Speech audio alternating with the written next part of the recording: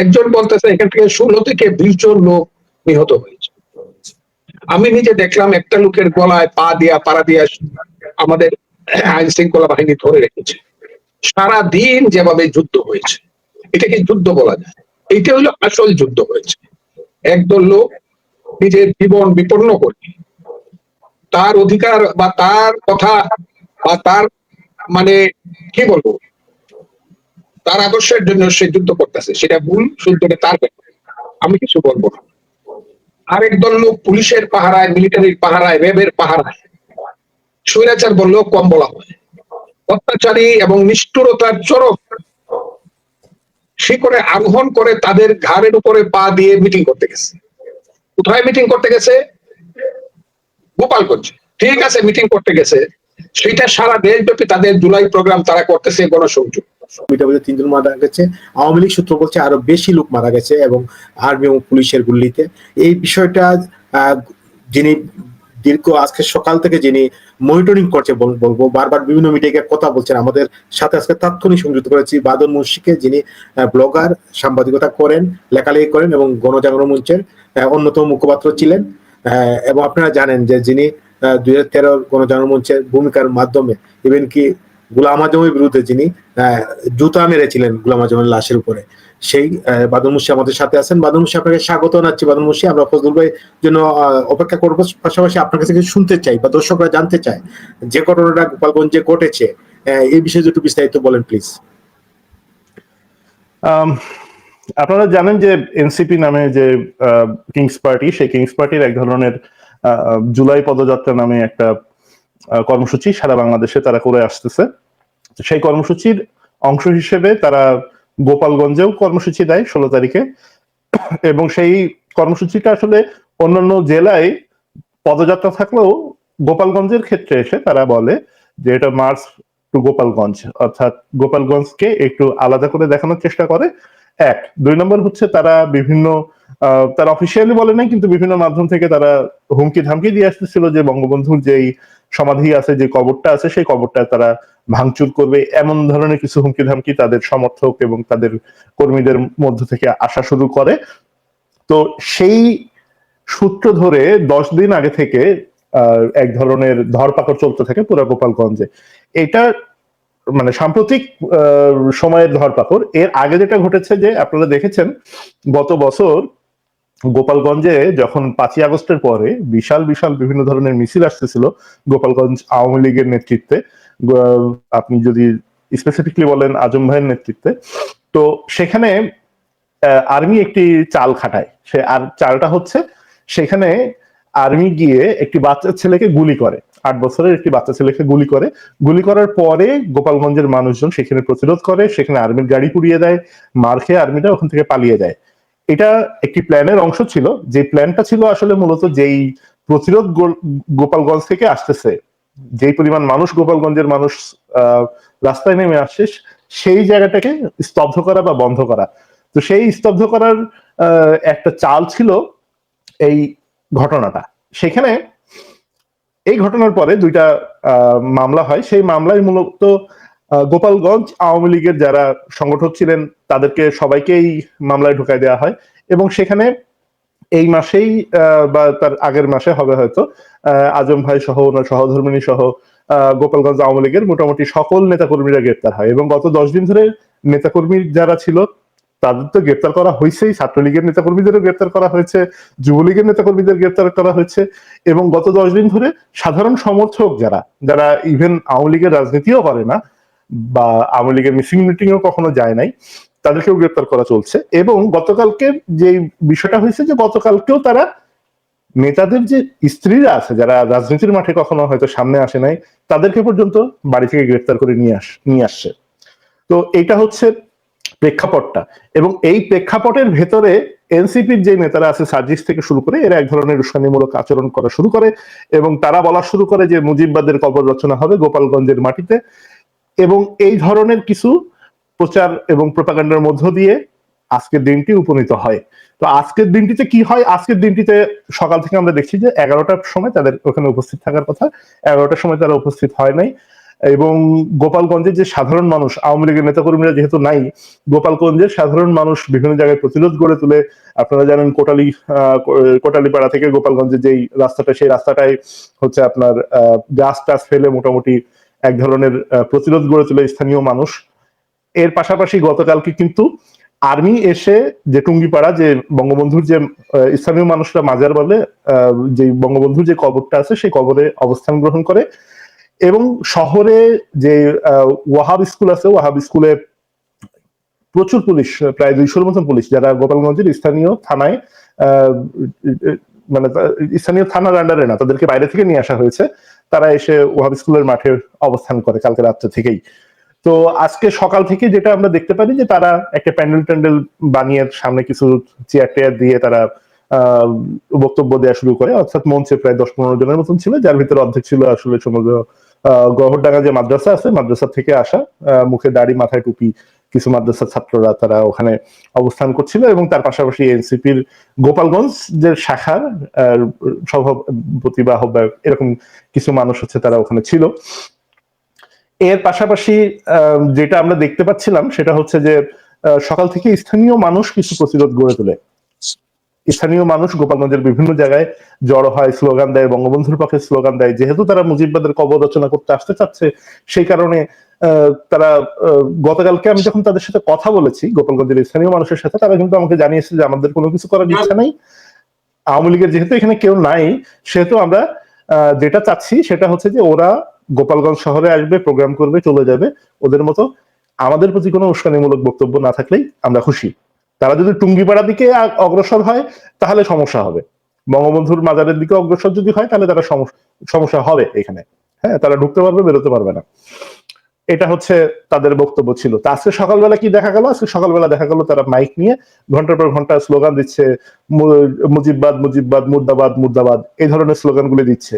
এখন বঙ্গবন্ধুর মাটিতে দাঁড়িয়ে, গোপালগঞ্জের মাটিতে দাঁড়িয়ে যদি আপনি বঙ্গবন্ধুর বিরুদ্ধে কথা বলেন, বঙ্গবন্ধুর কে অসম্মান করেন, তো গোপালগঞ্জের মানুষ যারা আওয়ামী লীগ করে না তারাও তো বঙ্গবন্ধুকে ভালোবাসে। আপনি যদি খেয়াল করেন যে গোপালগঞ্জের যারা বিএনপির মানুষজন আছে, বিএনপির যে নেতা কর্মীরা আছে, তারাও পর্যন্ত বলেছে যে এই এনসিপি কে প্রতিহত করা হবে। তার কারণ হচ্ছে তারা গোপালগঞ্জের মানুষ। বঙ্গবন্ধু শুধু শুধু তো আওয়ামী লীগের না, বঙ্গবন্ধু হচ্ছে সারা বাংলাদেশের স্বাধীনতাকামী মুক্তি চেতনার মানুষের একজন প্রতিভূ। হ্যাঁ, ফিজিক্যাল এম্বডিমেন্ট অফ ইন্ডিপেন্ডেন্স বাংলাদেশের, তাই না? উনি আমাদের জাতির পিতা, এটা শুধু আওয়ামী লীগের পিতা না তো, তাই না? তো জাতির পিতাকে অসম্মান করলে তো আসলে বিএনপির একটা অংশ তো তারাও এটা মানে, কারণ জাতির পিতাকে অসম্মান করলে বা জাতির পিতাকে অস্বীকার করলে, বঙ্গবন্ধুকে অস্বীকার করলে, মুক্তিযুদ্ধকে অস্বীকার করলে তো আসলে তাদের যে লিডার আছে সেই লিডারকে তো অস্বীকার করা হয়, তাকে অসম্মান করা হয়, কারণ সে তো বঙ্গবন্ধুর হুকুমে 27শে মার্চ হচ্ছে স্বাধীনতার ডাক দিছিল, বা বঙ্গবন্ধুর পক্ষ হয়ে স্বাধীনতার ডাক দেওয়ার কথা বলেছিল, 27শে মার্চের কথা বলছি। এবং তারপরে যেই মুক্তি বাহিনী গঠন হয়েছিল, সেই মুক্তি বাহিনীর একজন কমান্ডার ছিল, একটা সেক্টর কমান্ডার ছিল সে, তাই না? তো সেখান থেকে তারাও এই এনসিপি কে প্রতিহত করার ডাক দেয়। এবং আপামর জনসাধারণ, এখানে আমার মনে হয় না যে শুধু আওয়ামী লীগের সমর্থকরা আছে, এখানে বিএনপির সমর্থকরাও আছে বলে আমি মনে করি। হ্যাঁ, তো সেখানে তারা এক ধরনের প্রতিরোধ গড়ে তোলে। তো তার মধ্যে এই যে এনসিপি নামক যে অকাল কুষ্মাণ্ড কিছু মানুষ আছে, তারা এসে হাজির হয় ওইখানে। হ্যাঁ, তো তারা এসে হাজির হওয়ার পরে তারা যেটা শুরু করে সেটা হচ্ছে বঙ্গবন্ধুকে অসম্মান করে, বঙ্গবন্ধুকে ছোট করে গোপালগঞ্জের মাটিতে দাঁড়িয়ে বিভিন্ন ধরনের কথাবার্তা বলা শুরু করে। এবং এটা বঙ্গবন্ধুর জন্মস্থান হিসেবে, সেখানকার মানুষ হিসেবে, বাংলাদেশের স্বপ্নদ্রষ্টা হিসেবে, বাঙালি নামক যে জাতিটা আছে, সেই জাতিকে যে স্বাধীনতা এনে দিয়েছিল, সেই মানুষটাকে অসম্মান করার ভেতর দিয়ে আসলে তো তারা মানে শুধু গোপালগঞ্জ না, সারা বাংলাদেশটাকেই তো আসলে তারা অসম্মান করেছে, তাই না? তো সেখানে মানুষ স্বাভাবিকভাবেই খেপে গেছে। তো মানুষ সেখানে যেটা করেছে যে তাদের যখন সভা চলছিল, সভার বিপরীত পাশে, অর্থাৎ আপনি যদি চৌরঙ্গী মোড়ের কথা বলেন, তার বিপরীত পাশে তারা হচ্ছে সমবেত হচ্ছিল, বিক্ষোভ করছিল। সেখানে আমরা দেখি, আমরা লাইভ ভিডিওতে এগুলোর প্রমাণ আছে, আর্মি গুলি করা শুরু করে। আর্মি গুলি করা শুরু করে, আপনারা ভিডিওতে দেখেছেন, সরাসরি একটা ছেলেকে গুলি করে তার গলায় পাড়া দিয়ে মেরে ফেলার চেষ্টা করে আর্মি। এবং ওইখানে আমরা স্থানীয়ভাবে কথা বলে যা জেনেছি সেটা হচ্ছে প্রায় 9 জনের মতন মানুষ মারা গেছে। মিডিয়াতে কি আসছে ডাজন্ট ম্যাটার। মিডিয়াতে বাংলাদেশের মিডিয়া আসলে এখন সম্পূর্ণভাবে ইউনুসের নিয়ন্ত্রণে, বা ইউনুস এর যেই রাজনৈতিক দল বলেন বা যাই বলেন না কেন এদের নিয়ন্ত্রণে।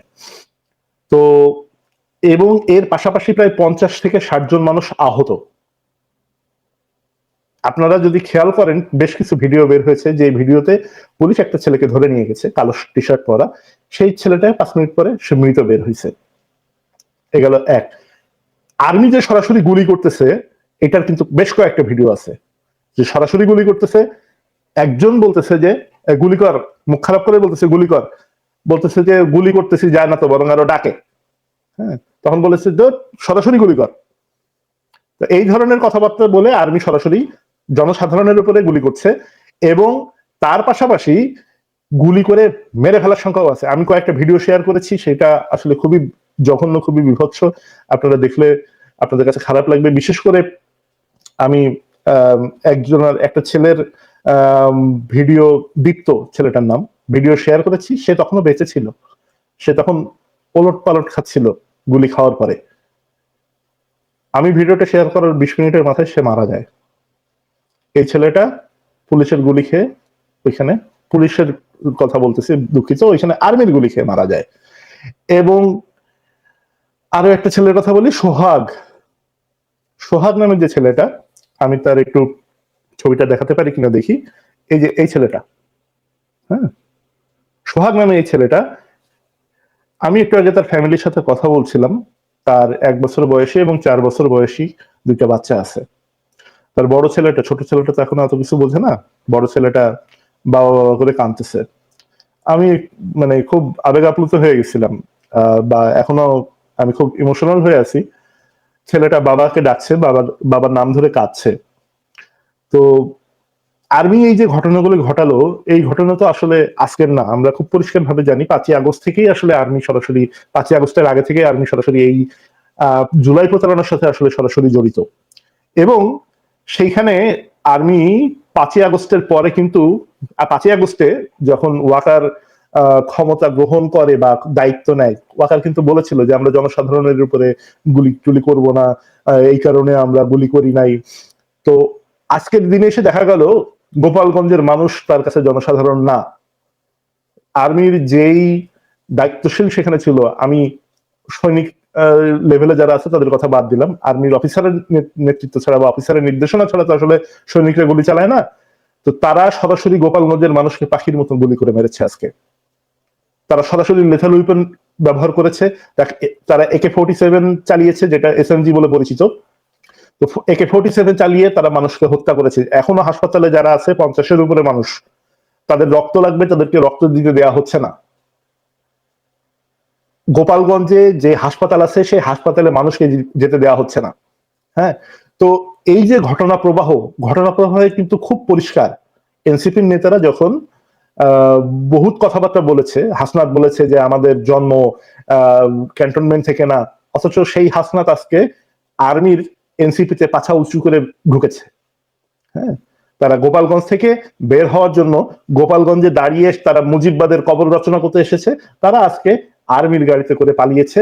যেই আর্মির কথা তারা এতদিন বলে আসছিল যে আমরা ক্যান্টনমেন্ট থেকে আসি নাই, তারা আজকে এনসিপি আজকে এপিসির ভিতরে ঢুকে গেছে, আর্মার্ড পার্সোনাল ক্যারিয়ারের ভিতরে ঢুকে গেছে।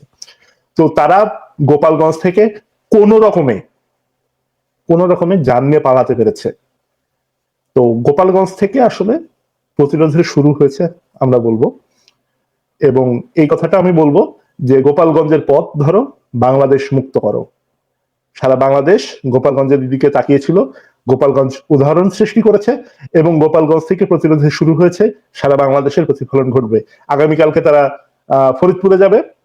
আমি জানি না ফরিদপুরের কি অবস্থা, আশা করি ফরিদপুরবাসী গোপালগঞ্জবাসীর মতোই, যেই পদ্মা সেতুর জন্য আমরা এতদিন অনেক কিছু করেছি, এবং যেই পদ্মা সেতু ঠেকানোর জন্য এই ডক্টর ইউনুস বিশ্ব ব্যাংক থেকে শুরু করে হিলারি ক্লিন্টন থেকে শুরু করে সবাইকে ফোন দিয়ে এই পদ্মা সেতু ঠেকানোর চেষ্টা করেছে, আমরা সরাসরি তার বেনিফিশিয়ারি। এটা ঋণ আশা করি ফরিদপুরবাসী শোধ করবে। তো এই ছিল গোপালগঞ্জের আপডেট আমার পক্ষ থেকে। বাদন মুন্সি, আমরা ফজলুর রহমান ভাই কিছুক্ষণ মধ্যে ঢুকতেছেন, 2-3 মিনিট বা 5 মিনিটের ভিতরে। আসলে ফজলুর রহমান ভাই যেটা বললেন উনি ভুলে গেছিলেন, কারণ গোপালগঞ্জের যে 16 জন উনি বললেন যেটা 16 জন মারা গেছে, উনি এই নিউজগুলাই ব্যস্ত ছিলেন, আজকে প্রোগ্রামের উনি ভুলেই গেছিলেন।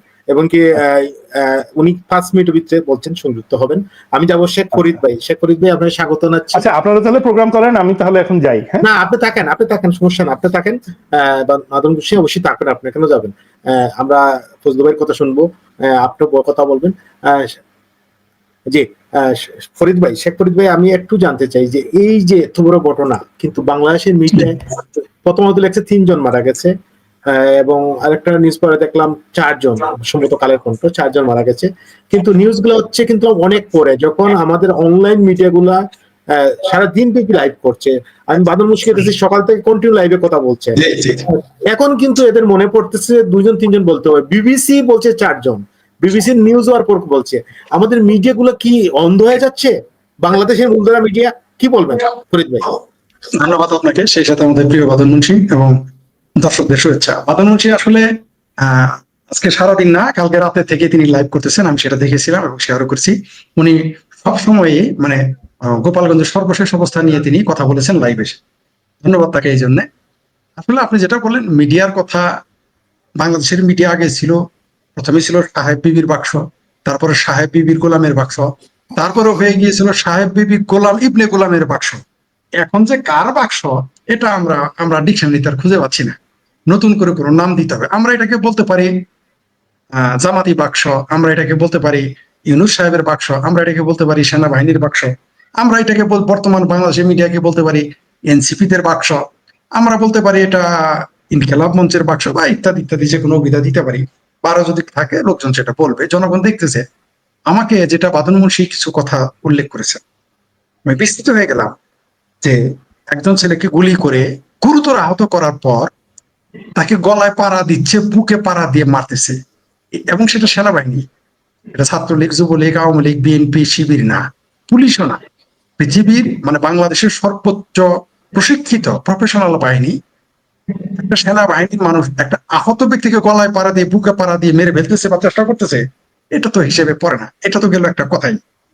তারপর আরেকটা কথা যেটা প্রধানমন্ত্রী বললেন, সেটা হচ্ছে একটা কালো গেঞ্জি পরা একজনকে দেখলাম, তাকে নিরস্ত্র গ্রেপ্তার করা হয়েছে এবং আমরা দেখলাম কিছুক্ষণ পর সে মারা গেছে। এই দায় কিন্তু পুলিশ এবং সেনাবাহিনী এবং ইউনূস সরকারকে নিতে হবে, এনসিপিদের নিতে হবে, এমনকি যারা এখানে গিয়েছেন আন্দোলন করতে তাদের দায়টা নিতে হবে। এটা পরিকল্পিত, অনেকের সুপরিকল্পিত মার্ডার। এটা আপনি কোন অপরাধীকে, একজন বাদন মুন্সিকে, শেখ ফরিদকে আপনাকে নিরস্ত্র গ্রেপ্তার করা হয়েছে, স্পষ্ট। সেই লোকটাকে আপনি জেল দিতে পারেন, সেই লোকটাকে আপনি আইনে, যে কোনো আইনে তাকে সাজা দিতে পারেন যদি সে, আপনি মনে করেন সে অপরাধী বা আইনে অপরাধী হবে। কিন্তু আপনি তাকে মেরে ফেললেন এবং পুলিশ গালাগালি করেছে, আপনারা শুনলেন। আমাদের প্রিয় স্যার চলে এসেছেন, আমি এখন কিছু বলতে চাই না, আমরা অপেক্ষা করবো তার কাছে। আমাদের আজকের যে মূল অতিথি, মূল আলোচক, আমাদের সাবেক সদস্য, বিএনপি চেয়ারপারসন, সম্মানিত উপদেষ্টা ফজলুর রহমান ভাই সংযুক্ত হয়েছেন। ফজলুর রহমান ভাই, আপনি কি শুনতে পাচ্ছেন আমাদেরকে? জি, আমি শুনতে পাচ্ছি। আমি আপনাদেরকে সালাম দিলাম, আসসালামু আলাইকুম, এবং দুঃখ প্রকাশ করলাম যে আজকের যে অবস্থাটা বাংলাদেশে ধরছে, এটা আমার এটা মনেই ছিল না বলতে পারেন। পরে যখন মনে হয়েছে তখন 10 মিনিট দিলে হয়ে গেছে।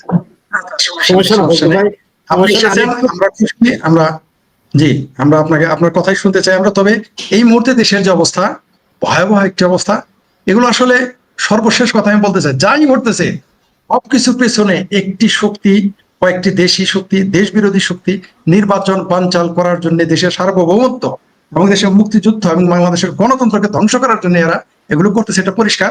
আশা করি আমাদের প্রিয় এবং সর্বজন শ্রদ্ধেয় বীর মুক্তিযোদ্ধা আমাদের সামনে এগুলো বলবেন। ধন্যবাদ। ফজল ভাই, আমি একটু বলে নেই, আমরা আমাদের সাথে আছেন শেখ ফরিদ, আমি তো চিনি নি, আছেন বাদন মুন্সি, উনি হচ্ছেন গণজাগরণ মঞ্চের অন্যতম প্রতিষ্ঠাতা, এবং যিনি দেশ মানে গোলাম আজমের কে জুতা মারার কারণে দেশ ত্যাগ করতে বাধ্য হয়েছিল এই বাদন মুন্সি, উনি দেশ ছেড়ে চলে আসছেন।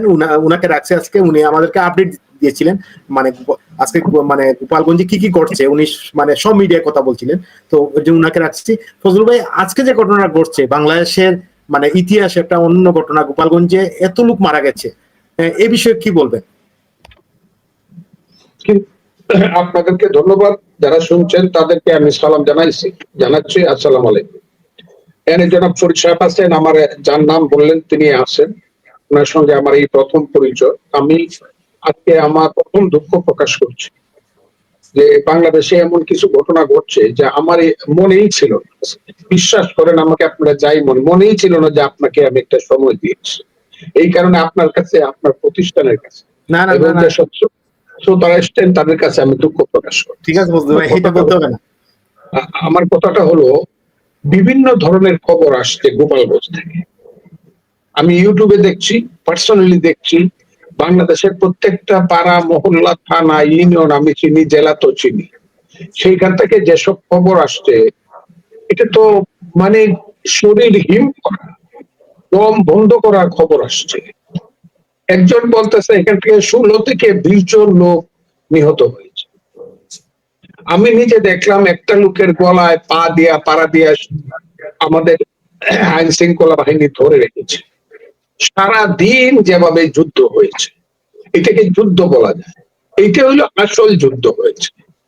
একদল লোক নিজের জীবন বিপন্ন করে তার অধিকার বা তার কথা বা তার মানে কি বলবো, তার আদর্শের জন্য সে যুদ্ধ করতেছে। সেটা ভুল শুদ্ধকে তার ব্যাপার, আমি কিছু বলবো না। আরেক দল লোক পুলিশের পাহারায়, মিলিটারির পাহারায়, র্যাবের পাহারায়, স্বৈরাচার বললেও কম বলা হয়, অত্যাচারী এবং নিষ্ঠুরতার চরম শিখরে আরোহণ করে তাদের ঘাড়ের উপরে পা দিয়ে মিটিং করতে গেছে। কোথায় মিটিং করতে গেছে? গোপালগঞ্জে।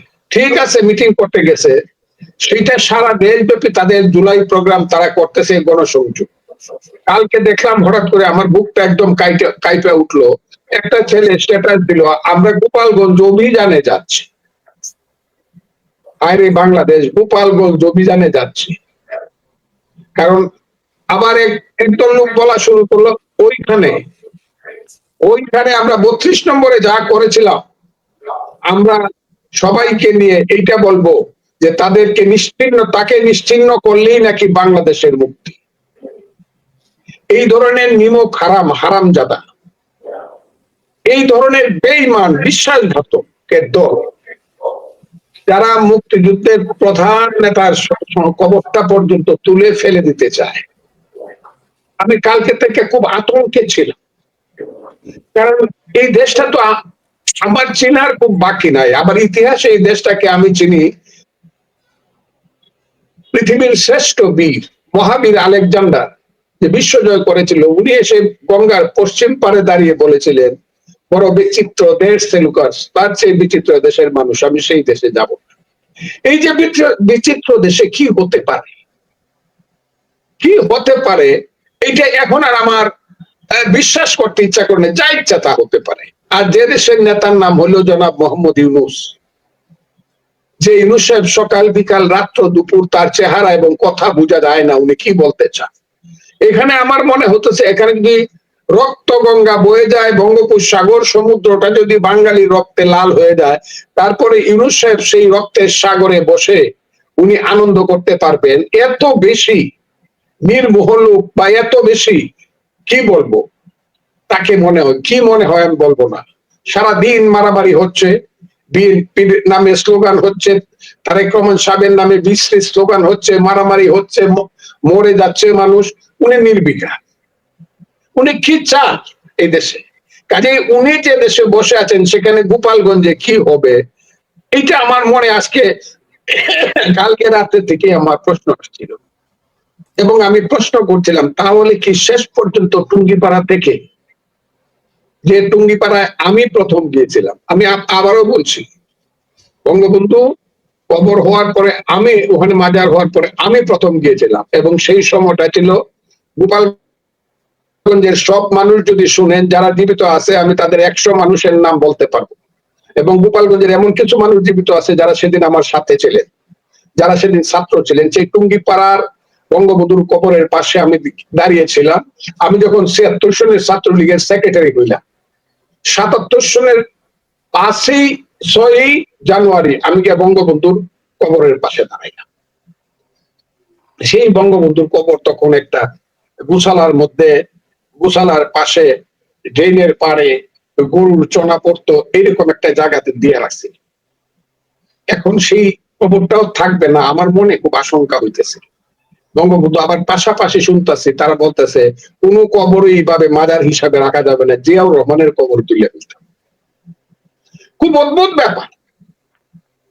আমি আগে যা বলি আমার দল পরে তা বলে। আজকে দেখলাম মঈন খান সাহেবের মতো একজন সাদা মানুষ, সাদা দিলের মানুষ, মঈন সাহেব বলতেছে বাংলাদেশে বাস করতে হলে মুক্তিযুদ্ধের এবং মুক্তিযুদ্ধের ইতিহাস মেনেই বাস করতে হবে।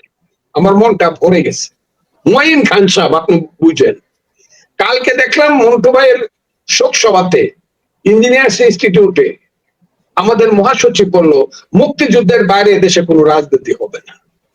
তাহলে আমি যে 10 মাস যাবত বলতে বলতে বলতে বলতে ক্লান্ত হয়ে গেছি, সেই কথাগুলো এখন আমাদের নেতাদের মুখে শোনা যাচ্ছে। আলহামদুলিল্লাহ, আমি আলহামদুলিল্লাহ বললাম। তাইলে দেশ এখন এই পথে আসছে।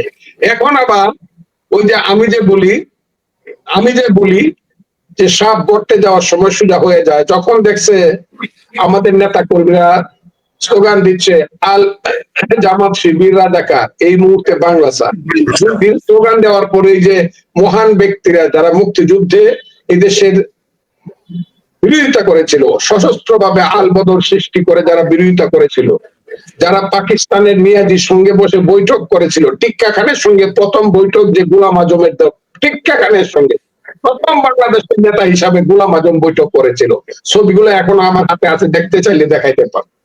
সেই তারা মনে করলো বুদ্ধিজীবী হত্যা করেছিলাম, এখন তো এটা আবার বের হয়ে আসবে। আমরা মানুষকে ধর্ষণ, মেয়েদেরকে ধর্ষণ করেছিলাম, আমাদের কর্মীরা পাঞ্জাবিকে পথ দেখিয়ে নিয়ে গিয়েছিল, এটা তো বের হয়ে আসবে। এখন আবার করতেছে সরি মাফ করে দেন, আবার বিএনপির সাথে একটু তালগুল পাকা, এটা একটা ভুল হয়ে গেছে, এতে আবার আসতেছে। আমি তো এদেরকে চিনি, এবং আমি আবার বললাম আমি এদেরকে চিনি। এরা তো বলছিল 71 নাই, 47 আর 24 আছে। এরা বলছিল যারা অস্ত্র হাতে যুদ্ধ করছিল তারা মাপ চাও, লেখা বলছে, লেখা পত্রিকাতে, আর সবাই সমর্থন করছে। তখন আমি বলছিলাম এই রাজাকারের বাচ্চারা, বাম হাতু সাহেব বলছিল, এটা ভুল বলো, এই রাজাকার আল বদলের বাচ্চারা, মুক্তিযোদ্ধারা কিন্তু এখনো জীবিত আছে রে, মাইরে ফেল, কিন্তু মুক্তিযুদ্ধের বিরুদ্ধে কোনো কথা বললে আবার আরেকটা মুক্তিযুদ্ধ হবে, এটা আমি বলছি। এবং আমার মতো একজন ক্ষুদ্র মানুষের কথার মধ্য দিয়ে আস্তে আস্তে প্রস্ফুটিত হয়েছে বাংলাদেশের মুক্তিযুদ্ধ এবং মুক্তিযুদ্ধ।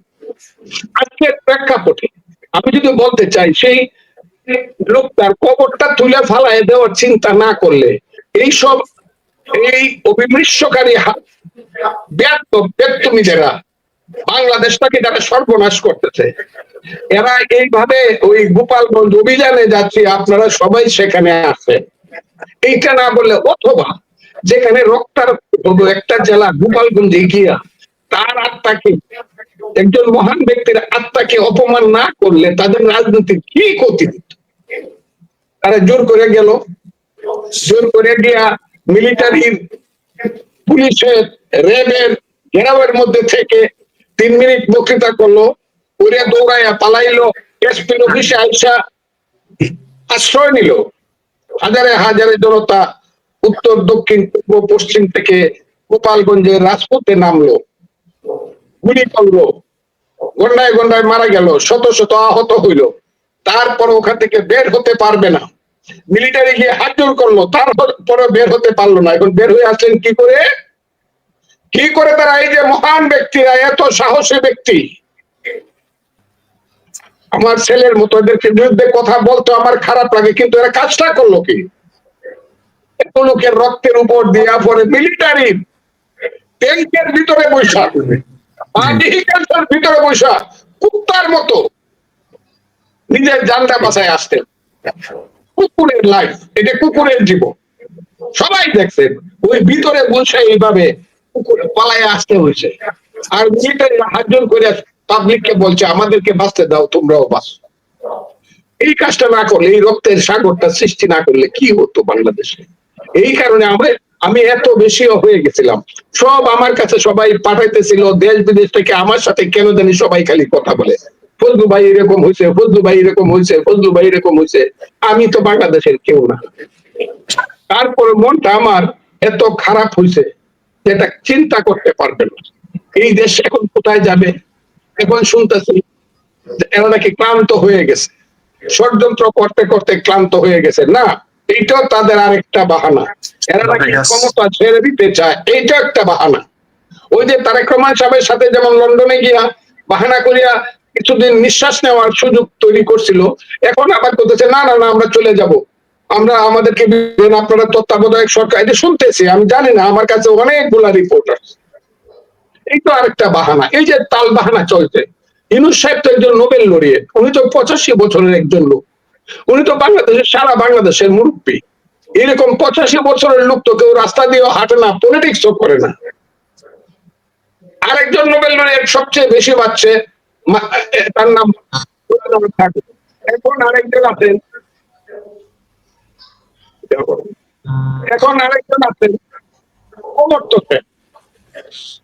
ইউনূস সাহেব স্পষ্ট করে এখন এই মুহূর্তে যদি বলে রাত্র 12টার সময় আমি বক্তব্য দিব জাতির উদ্দেশ্যে, আপনারা শুনেন আমি কথা বলবো নির্বাচনের ব্যাপারে, এই মুহূর্তে যদি বলে এনাফ ইজ এনাফ, আমি 1 বছর রয়েছি, আমি সবকিছু করতে পারি নাই, ব্যর্থতা আছে। কাজে সমস্ত রাজনৈতিক দল আপনাদেরকে আমি বলছি, আপনারা কালকে আসুন, আমি নির্বাচন দিয়ে দিতে চাই।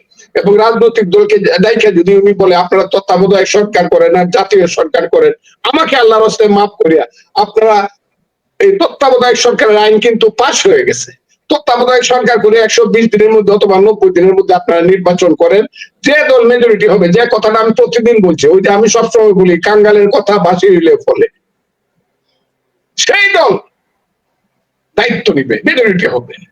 এখন যারা 5%, 7% ভোট পাবে, তারা বলে আমরা যদি 7% ভোট পাই তাহলে আমাদেরকে ভাগ দিতে হবে। কি ভাগ? এটাকে বলে 7% ভোট পাইলে 300 সিটের মধ্যে আমাকে 7% সিট দিতে হবে, অর্থাৎ 21টা পার্লামেন্ট সিট তাদেরকে দিয়ে দিতে হবে। যারা একটা সিট পাবে না তাদেরকে 21টা সিট দিতে হবে। এইভাবে সিটের ভাগাভাগি করতে দেখা যাবে কোন দলে আর মেজরিটি হয় নাই। বিএনপি 40% ভোট পাইলে এমপি সিট পাইবে 120টা, তারাও 30টা সিটের 21টা সিটের থাকবে। এইভাবে দেশটাকে সর্বনাশ করার জন্য জামাত, এনসিপি, মোল্লা, মুন্সি যারা আছে, তারা এই দেশটাকে তারা সর্বনাশ করতে চায়। ইউনূস সাহেব যদি এখনো বলি, আপনি যদি সুন্দরভাবে নিজের জীবনকে যতদিন আছেন জীবনে যদি বাঁচতে চান সুন্দরভাবে, তাহলে নির্বাচনটা দিয়ে দেন, দেশের মানুষ বাঁচুক, আপনিও বাঁচেন। আর যা হচ্ছে এই দেশে, আমার কাছে মনে হচ্ছে ভাই, এই দেশটাকে ওই যে গরিবের সুন্দরী বউ সবাই ডাকে ভাবি, এই অবস্থার মধ্যে ইউনূস সাহেব ফেলে দিচ্ছে। ইউনূস সাহেব এই দেশটাকে এমন জায়গাতে নিয়ে গেছেন যে আমার কাছে সবসময় মনে হয় আমার বোধহয় নিঃশ্বাস বন্ধ হয়ে যাবে। এবং আমি সবসময় আল্লাহর কাছে কই, আল্লাহ নিঃশ্বাস বন্ধ হওয়ার আগ পর্যন্ত যাতে আমি মুক্তিযুদ্ধ এবং মুক্তিযোদ্ধার সঙ্গে কোনোদিন বেইমানি না করি এবং তার পক্ষে কথা বলে যাইতে পারি। এই দেশে এখন মুক্তিযুদ্ধ জয়লাভ করছে, আল্লাহর রহমত। আমি আপনাদেরকে সুসংবাদটা দিতেছি। কেন সুসংবাদটা দিতেছি জানেন? এই দেশের এখন ওই যে আমি বলি 95% মানুষ মুক্তিযুদ্ধের পক্ষে আছে, এখন সব মুক্তিযুদ্ধের পক্ষে কথা কয়। রাজাকারের পক্ষে কথা বলার লোক এখন আর এমন বাপের বেটা নাই যে বলতে পারে না না না 71 ছিল না। এখন যারা 71 ছিল না বলে তাদেরকে একদম রেড মার্ক দিয়ে ক্রস দিয়ে রাখবে মানুষ, ওই তোরে চিনি নে, তুই রাজাকারের বাচ্চা, তোর বাপ আলবদর ছিল। তাই মুক্তিযুদ্ধ আল্লাহর রহমতে জয়লাভ করে গেছে। এখন একটা নির্বাচনের ব্যাপার, সেই নির্বাচন কিভাবে হবে আমি ওই দিনও বলছি, আজকেও বলছি। আওয়ামী লীগকে সুযোগ দিতে হবে না। যদি আওয়ামী লীগকে বন্ধ করে দেন, সব দলকে আওয়ামী লীগ বাদ দেন, কিন্তু বাঙালি জাতীয়তাবাদের পক্ষে প্রগতিশীল গণতান্ত্রিক কোন শক্তি যদি মধ্যে দিয়ে আসে, তাকে অবশ্যই ইলেকশন করার সুযোগ দিতে হবে। তা না হলে দেশ এত সর্বনাশ হবে। বিএনপি প্রথম সুযোগে মেজরিটি সিট পায়া দায়িত্ব নিবে, ক্ষমতায় যাবে, কিন্তু সেকেন্ড হবে মৌলবাদী, সাম্প্রদায়িক এবং জঙ্গিবাদী শক্তি জামাতের নেতৃত্বে। এবং সেই মৌলবাদী জঙ্গিবাদী শক্তি 3 বছর পরেই দেখা যাবে বাংলাদেশকে গ্রাস করছে এবং এটাকে আফগানিস্তান অথবা সিরিয়া, লিবিয়ার মতো আমাদের দেশটাকে সর্বনাশ করে দিছে। কাজে এখানে একটা বাংলাদেশের জাতীয়তাবাদের পক্ষে যেমন একটা শক্তি আছে বিএনপি, কমিউনিস্ট সমাজতন্ত্রের পক্ষে যেমন কমিউনিস্ট পার্টি সহ বাম দলগুলো ইলেকশন করবে, ভোট যতই পাক। ইসলামের পক্ষে যেমন করে জামাতের নেতৃত্বে সমস্ত মুল্লা মুন্সিরা কইছে হোক, তবে বাঙালি জাতীয়তাবাদের পক্ষে ইলেকশন করার সুযোগ দিতে হবে, সেটা আওয়ামী লীগ, শেখ হাসিনা না হোক। কিন্তু এখানে ইলেকশন করার সুযোগ যদি বাঙালি জাতীয়তাবাদের পক্ষে, যারা অপরাধী না, যারা এই দেশের মানুষের কোনো ক্ষতি করে নাই, যারা মুক্তিযোদ্ধা ছিল, যারা মুক্তিযুদ্ধের পক্ষে এখন পর্যন্ত আছে, যারা ঘরে বসে চোখের পানি ফেলে ফেলে বলে আল্লাহ মৃত্যুর আগে যে তো না দেখে যাই যে এই দেশটা পূর্ব পাকিস্তান হয়ে গেছে, মৃত্যুর আগে যে তো আমাকে দেখতে না হয় যে লস্করে তো এবার চেয়ারম্যান আইসা আমার দেশের মানুষের মাথার উপরে পা দিয়ে হাঁটছে, মৃত্যুর আগে যে তো দেখে যেতে না হয় বিদেশিরা আমার দেশের পূর্বাংশে, পূর্ব দক্ষিণাংশে চট্টগ্রাম শুভপুর ব্রিজ থেকে কেটে নিয়ে গেছে চট্টগ্রাম, কক্সবাজার, রাঙ্গামাটি, বান্দরবন, খাগড়াছড়ি যাতে আমার দেশ থেকে বিচ্ছিন্ন না হয়, আর ওই পশ্চিম কোনায় যাতে রংপুরে একটা কাঁচি দিয়ে তীর দিয়ে ওই গলাটা কেটে কেউ না দিতে পারে। সেই কারণে আমি মনে করি এই দেশে এমন একটা রাজনৈতিক শক্তি যারা দেশপ্রেমে উদ্বুদ্ধ, সব মিলে একটা জাতীয় সরকার কিছুদিনের জন্য প্রকৃষ্ট একটা সঠিক একটা কর্মসূচি নিয়ে গঠিত হোক, এবং ৭২-এর সংবিধানের ভিত্তিতে, যেখানে ৭২-এর সংবিধানে কিছু ব্যতিক্রম বা কিছু সংশোধন করার প্রয়োজন সেটা করে সমস্ত রাজনৈতিক দল গণতন্ত্রের মাধ্যমে দেশ চালা, এটা আমি মনে করি এটাই হবে এখন। এর বাইরে বাংলাদেশের কোনো সমাধান নাই। হ্যাঁ, সেই সমাধানটাতে আওলা লাগাইতে পারে, বাগড়া দিতে পারে, ষড়যন্ত্র করতে পারে একটা লোক, একদল লোক, এবং তার নেতা হতে হবে ইউনূস সাহেবকে। যদি ইউনূস সাহেব মনে করে আমি ক্ষমতায় থাকার জন্য বিশ্ব শক্তির একজন ক্রীড়নক হিসাবে এবং বিশ্ব শক্তির একজন প্লেয়ার হিসাবে আমি কাজ করব, তাহলে এই দেশে গৃহযুদ্ধ হবে, এই দেশে লাখ লাখ মানুষ আবার মারা যাবে, কারণ কিছুতেই বাঙালি জাতি সেন্ট মার্টিন দেবে স্টিমার লাগতে দিবে না, কিছুতেই বাঙালি জাতি চট্টগ্রামের সমুদ্র বন্দর কাউকে দিবে না। আমি সবসময় বলি, ওই দিনও বলেছিলাম যে ওই কলকাতা বন্দর দিছিল আলীবর্দী খান, সরফরাজ খান কলকাতা বন্দর দিছিল, মুর্শিদাবাদের নবাব কলকাতায় ব্রিটিশদেরকে দিছিল, হুজুর আমরা ব্যবসা করবো কলকাতায়, আমাদেরকে দেন। কলকাতায় সুতানুটি, এই ৩টা গ্রাম মিললে হলো কলকাতা, আজকের কলকাতা। কলকাতা দিছিল ব্যবসা করার জন্য, ব্যবসার নামে তারা এসে ওখানে ক্যাম্প করলো, মিলিটারি আনলো, পরে মুর্শিদাবাদ দখল করলো, ১৯০ বছর রাজত্ব করলো, ব্যবসায়ীরা রাজা হইলো, সম্রাট হইলো, আমাদের দেশের গভর্নর হইলো, গভর্নর জেনারেল হইলো।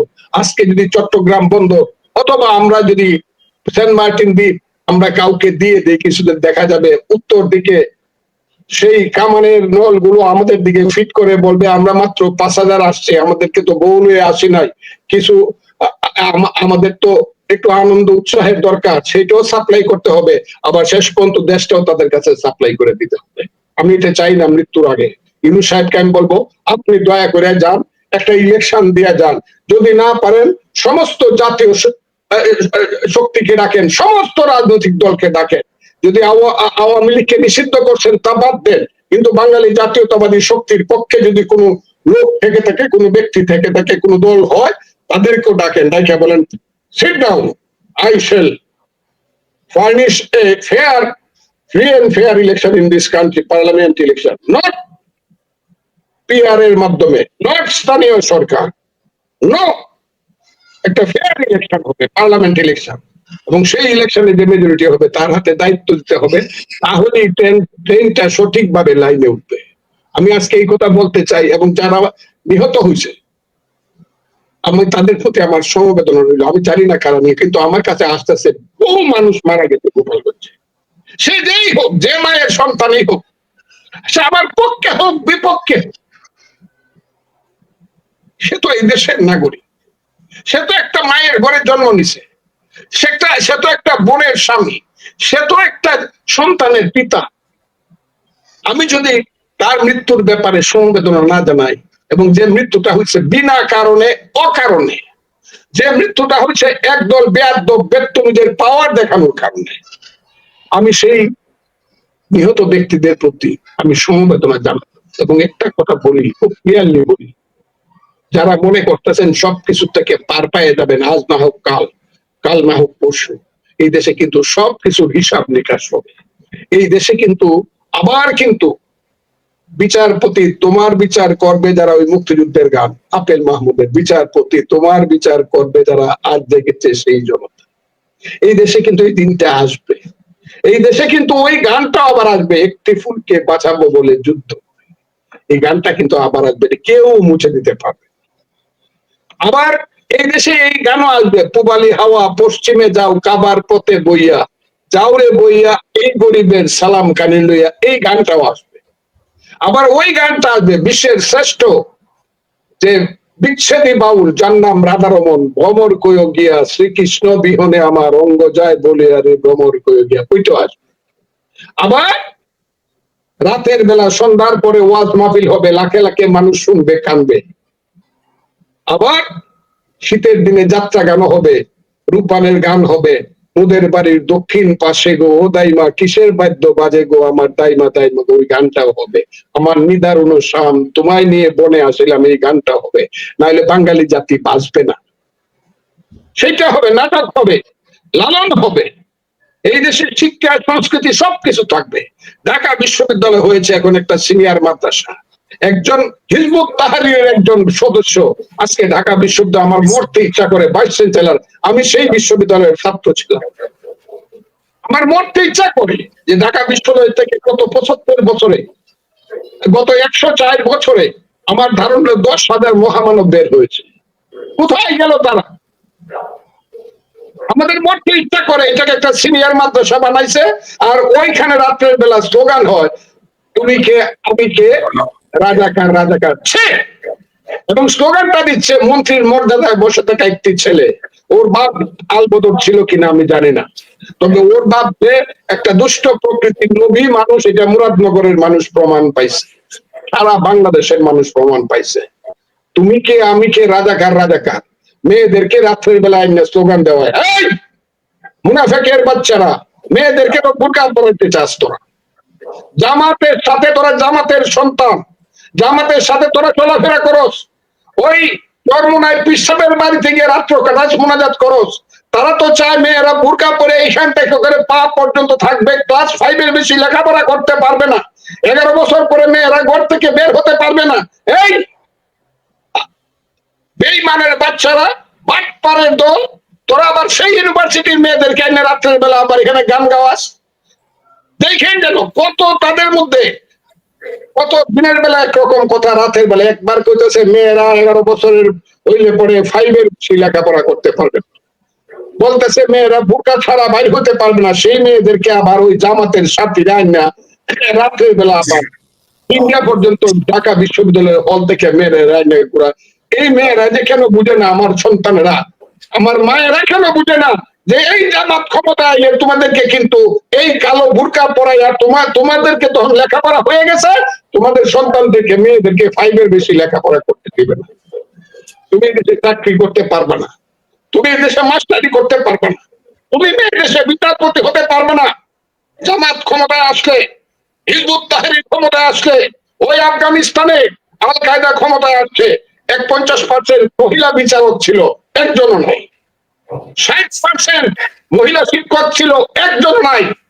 মেয়েরা একটু বুঝবার চেষ্টা করেন এদের পিছনে স্লোগান দেওয়ার আগে, যে এরা কিন্তু ক্ষমতায় আসলে আপনাদেরকে কিন্তু কোনো কাজ করতে দেবে না, মাস্টারিও করতে দেবে না, ডাক্তারিও করতে দেবে না, প্রফেসরিও করতে দেবে না, শুধু রান্না বান্না করবে আর সন্তান উৎপাদনের যন্ত্র হইবে। এদের পিছনে ঘুরেন কেন? আমি চাই, আমি এই কথাগুলো বলে গেলাম, আমাকে হয়তো বা তারা শেষ করে দিবে, আমি বলে গেলাম এই কথাগুলো। এইসব বর্বরদের পিছনে, মধ্যযুগীয় বর্বরদের পিছনে যারা ঘুরে, যারা বিজ্ঞানে বিশ্বাস করে না, যারা আধুনিকতায় বিশ্বাস করে না, যারা বলে চাঁদে মানুষ গেছে বিশ্বাস করলে পরে কাফের, যারা বলতো মাইক বাদে বিয়ে করলে যারা করছে তাদের সন্তান সহি সন্তান হয় না, হ্যাঁ যারা হয়, এদের পিছনে আমাদের ঘুরতে হবে। কেন করবো? যারা কিছুই বিশ্বাস করে না। যে আমি বলতে চাই, হ্যাঁ আমি দেখতে চাই, আপনারা যদি ইসলাম করতে চান ভোট করেন, ভোট কিন্তু আসবে, আইসা গেছে ভোট করেন। দেখি যাদের মিটিং এ, যাদের মৌলানা সাহেবদের, যাদের ওয়াজ মাহফিলে 2 লাখ লোক হয়, আমারে যারা ফজু পাগলা বলেন, আমারে বলে ফজু পাগলা। আরে তোর বাপের চেয়ে বয়সে আমি বড় বেয়াদব, আমি বাংলাদেশের মুক্তিযোদ্ধা, আমি যুদ্ধ না করলে তোর বাপ আলবদর রাজাকার তো মইরা বাড়ছে, তোদের জন্য বাংলাদেশটা হইতো না আমি যুদ্ধ না করলে। তোরা বেইমান, আমার সাথে বেইমানি করে আমার ফজু পাগলা কস। আমি ফজু পাগলা বলতেছি, খুব ক্লিয়ার কথা। যার মিটিং এ 2 লাখ লোক হয়, আমি নাম ভাই আজকে কয়ে ফেলি, মুফতি আমির হামজা, কয়টা ভোট পান কুষ্টিয়ার থেকে দাঁড়াইছেন আমি দেখবো, দেখতে চাই। বড় বড় মৌলানা সাহেবরা যারা অত বড় বড় ওয়াজ করেন, অনেক মুফতির গলায় খাটো হয়ে গেছে, ছোট হয়ে গেছে, আগাকারে টান দিয়া কথা বলতো এই দেশকে আমরা এই করে ফেলবো। হ্যাঁ, কোরআন সংবিধান যদি করতে পারেন ভোট লাগবে, সেই ভোট যদি আপনি পান, আপনি যদি মেজরিটি পান, আপনি কোরআন সংবিধান করেন, 2/3 মেজরিটি আপনাকে পাইতে হবে। আপনি এখন লেখতেছেন এই কথাটা, কালকে লেখা হয়েছে যে সংবিধান পরিবর্তন করলে 2/3 মেজরিটি লাগবে, কিছু কিছু আর্টিকেল পরিবর্তন করতে হলে গণভোট লাগবে। বাপের বেটা যদি হন, ইলেকশন করে 2/3 মেজরিটি পায় সংবিধান বদলায় পৌরাণিক সংবিধান করেন।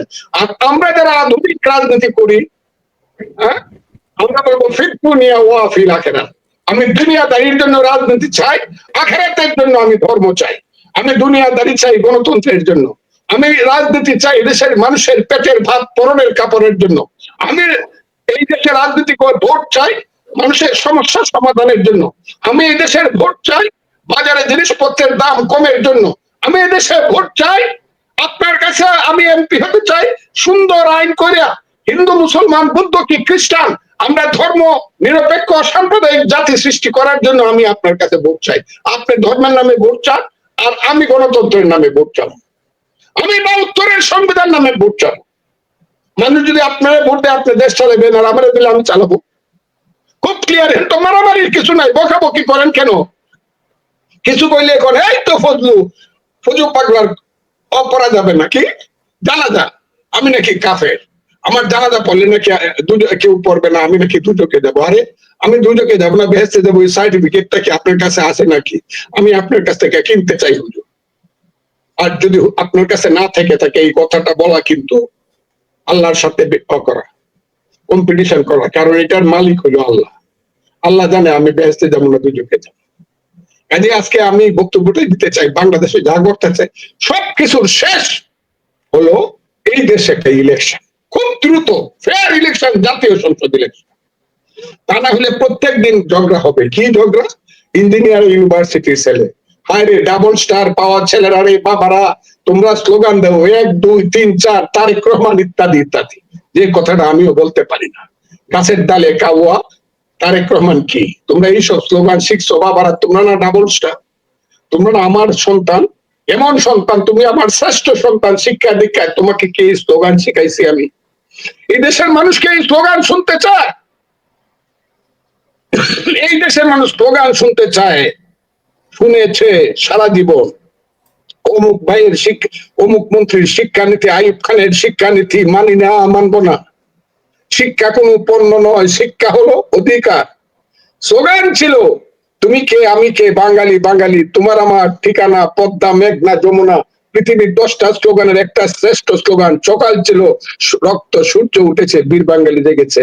এখন বাবারা ঢাকা ইউনিভার্সিটির স্লোগান দেও, হ্যাঁ, গাছের ডালে কাওয়া তারেক রহমান, এইটা এখন স্লোগান দেও 1 2 3, আরো কত বিশ্বের স্লোগান দেও।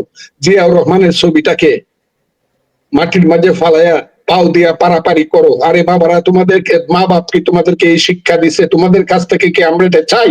তোমরা না এই দেশের শ্রেষ্ঠ ইঞ্জিনিয়ার হইবা, ডাক্তার হইবা, তোমরা না প্রফেসর হইবা ঢাকা বিশ্ববিদ্যালয়ে। তোমরা এই ধরনের স্লোগান দিলে তোমাদের ছোট ভাইয়েরা কি শিখবে? তোমাদের কি মা বাপ নাই? তোমাদের যদি মা বাপ থাকে এই ধরনের বিশ্বের স্লোগান দিয়া, আজকে দেখলাম অনেক মেয়েদের বিরুদ্ধে বাজে স্লোগান দিচ্ছে। তোমরা গিয়ে তোমাদের মার সামনে কি করে দাঁড়াও? কি করে দাঁড়াও? মেয়েদের বিরুদ্ধে এত বাজে স্লোগান দিয়ে তোমাদের মা নাই, বোন নাই? স্লোগান দিবা শিক্ষার জন্য, স্লোগান দিবা দাবি আদায়ের জন্য, মানুষ শুনবে ইয়ে শ্রেষ্ঠ স্লোগান। কি হইলো?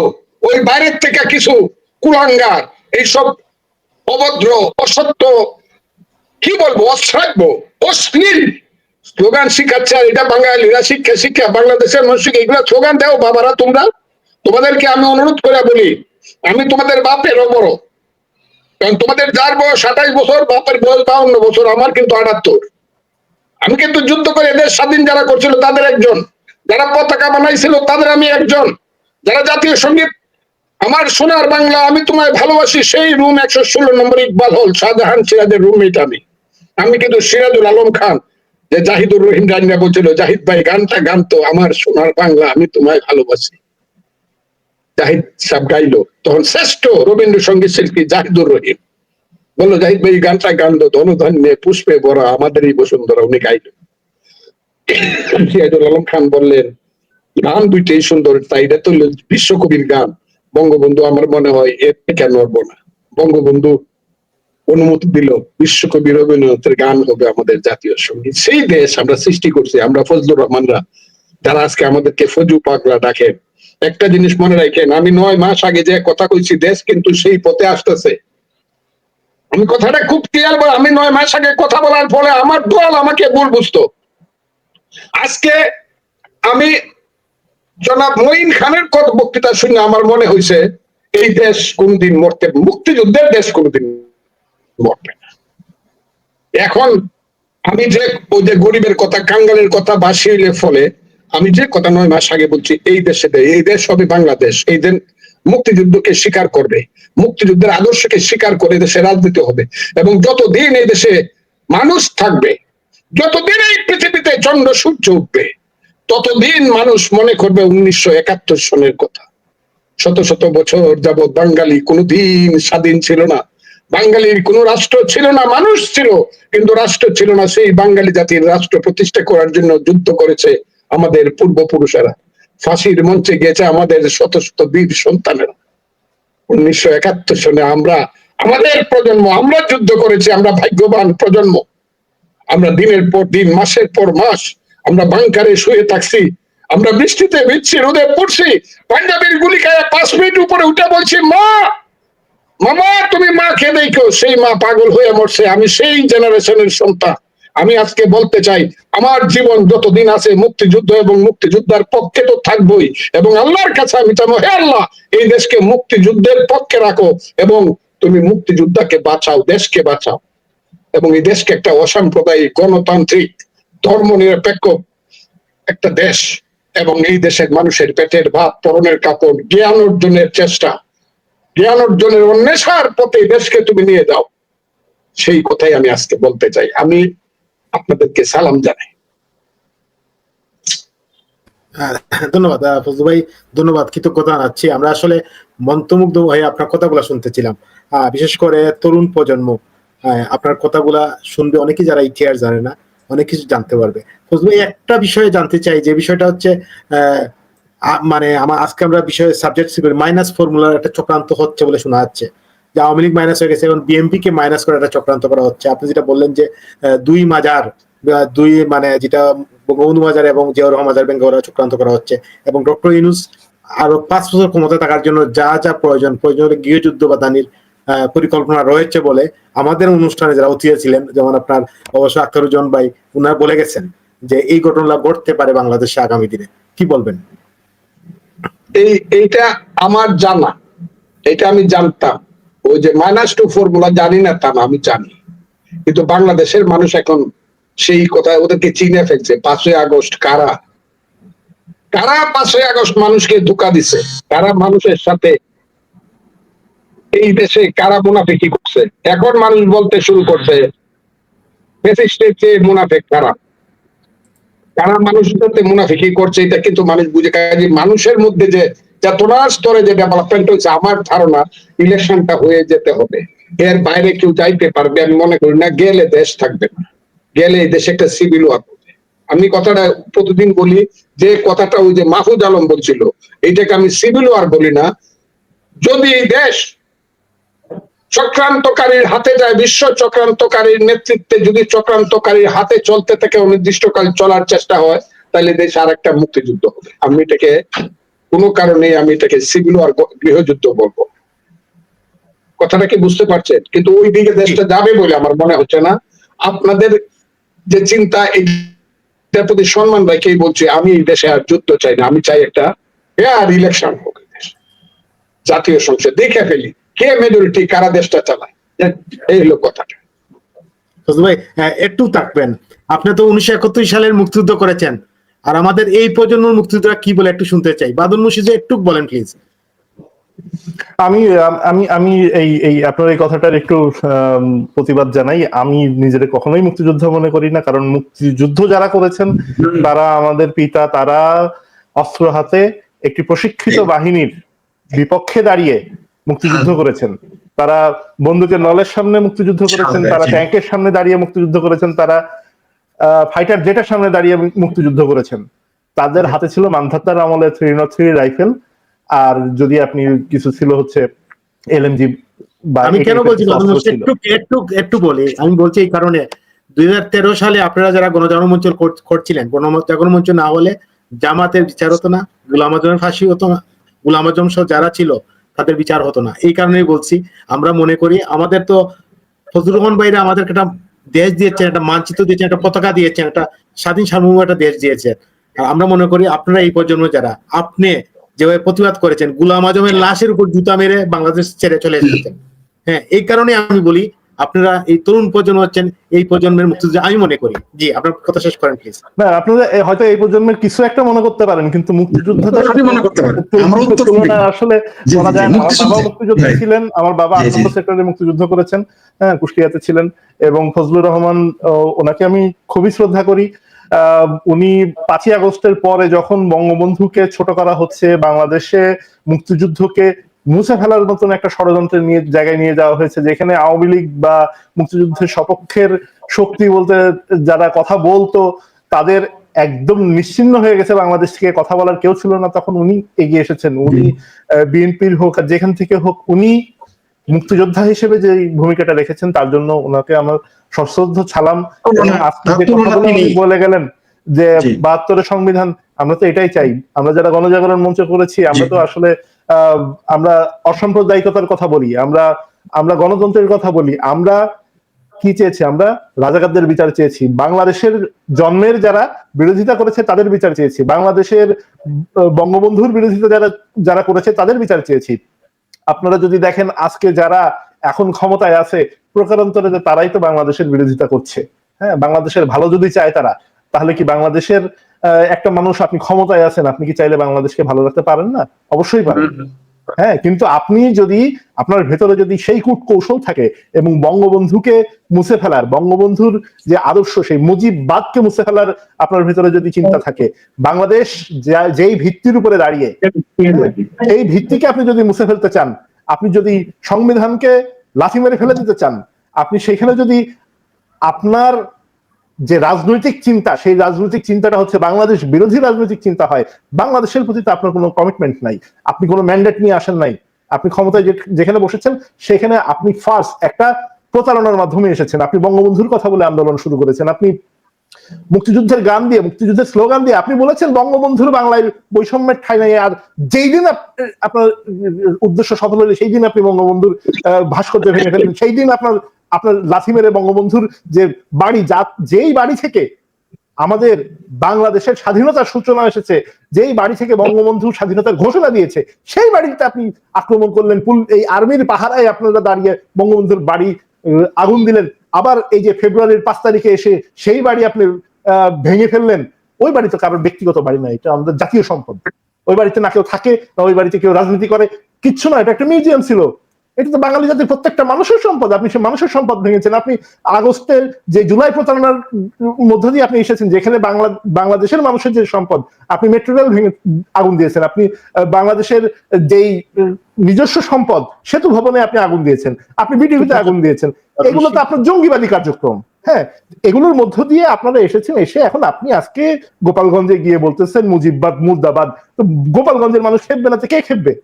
গোপালগঞ্জ তো বাংলাদেশের হৃৎপিণ্ড, বাংলাদেশের হৃৎপিণ্ড বাংলাদেশকে বাঁচিয়ে রেখেছে। বাংলাদেশের হৃৎপিণ্ড বঙ্গবন্ধুকে ধারণ করে, মুজিববাদকে ধারণ করে, সারা বাংলাদেশ মুজিববাদকে ধারণ করে। এখন যারা আজকে এই ঘটনাগুলো ঘটাচ্ছে, আজকে যদি আর্মি না থাকতো এখানে, আমি পুলিশ বিজিবি রে কোথায় ধরি না, গোপালগঞ্জের মানুষের সামনে আর্মিও কিছু না, গোপালগঞ্জের মানুষ কিন্তু দেখাই দিছে। হ্যাঁ, আজকে যদি এখানে আর্মি না থাকতো এবং আর্মির হাতে লেথাল ওয়েপন না থাকতো, তাইলে এই যারা আজকে গোপালগঞ্জে গেছে তারা প্রত্যেকটা গাছে গাছে ঝুলতো। পরিষ্কার কথা। ধন্যবাদ। তো আমি মনে করি বাংলাদেশে ফজলুর রহমান যেটা বলেছেন, আমার শ্রদ্ধেয় মুক্তিযোদ্ধা, ওনাকে সম্মান দিয়ে আমি বলতেছি যে হ্যাঁ, নির্বাচনের কথা আসতেছে, তারা একটা নির্বাচনের কথা বলতেছে, কিন্তু তারা সময় ক্ষেপণ করছে।